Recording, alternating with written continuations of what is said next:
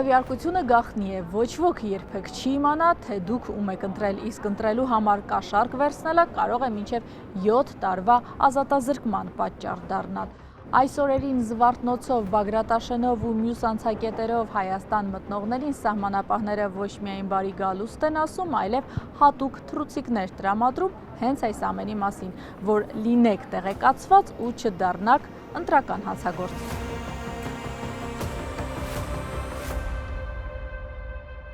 Այս պահի դրությամբ 200,000 հատ առաջին տպականակը արդեն տպագրվել է, բաժանման փուլում է, բոլորը եռալեզու են, հայերեն ավելի խոշոր է գրված, մի քիչ ավելի մանր անգլերեն եւ ռուսերեն, հայերեն չտիրապետողների համար։ Դեռ ամիսներ առաջ Իրազեկ քաղաքացիների միավորումը ահազանգեր էր ստացել, թե ընտրության նախաշեմին արտերկրում գտնվող Հայաստանի քաղաքացիների նկատմամբ ճնշումներ կան։ Կա պարտադրանք եւ կա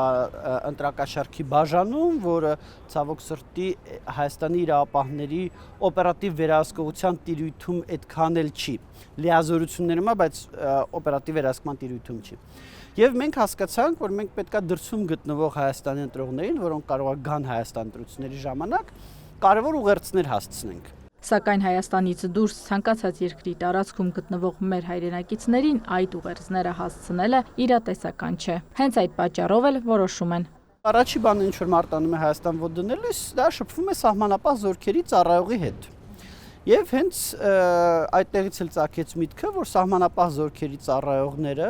Հայաստան ժամանող ընտրողներին, Հայաստանի քաղաքացիներին, ընտրություններին նախորդող տենց մի ամսվա ընթացքում տան թռուցիկներ, որտեղ որ նշված կլինեն այն հիմնական ուղերձները, որոնք որ մենք ուզում ենք հասցնել։ Այդ ուղերձները երկուսն են, մեկը դա ընտրողների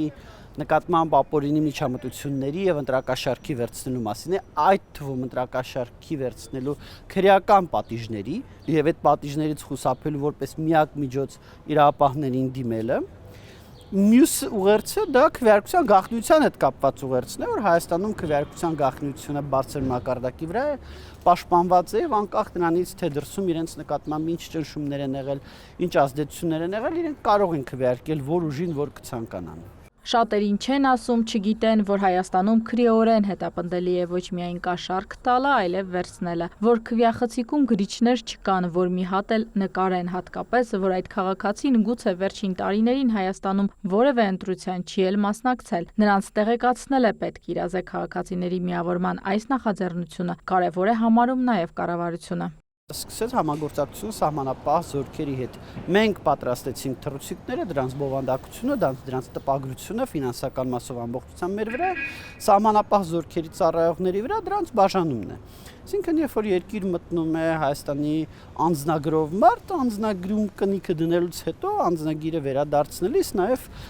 թռուցիկն են տալիս։ Դանիել Հովհաննիսյանը կարծում է, այս 200,000 տպականակը չի բավականացնելու, մինչև ընտրության օրը էլի են տպելու, բայց գուցե մինչև այդ ընտրակաշառք վերցնելու համար պատասխանատվությունը խստացված լինի։ Հավանան հավանականությամբ հաջորդ տպականակում արդեն այստեղ 7 տարվա ազատազրկման փոխարեն այս ձեռնաշխտայից կախված 7-ի փոխարեն արդեն 9 գրված կլինի։ Թիմի ազգային ժողովը քննարկում է մի խումբ падգամավորների նախագիծը, որով նախատեսվում է այն դարձնել մինչև 9 տարի, եթե դա տեղի ունենա, ուրեմն նաև թռուցիկի մեջ դա էլ պետք է փոխվի։ Լիլիթ Կրչյան, Արտակ Գևորգյան, լուրեր։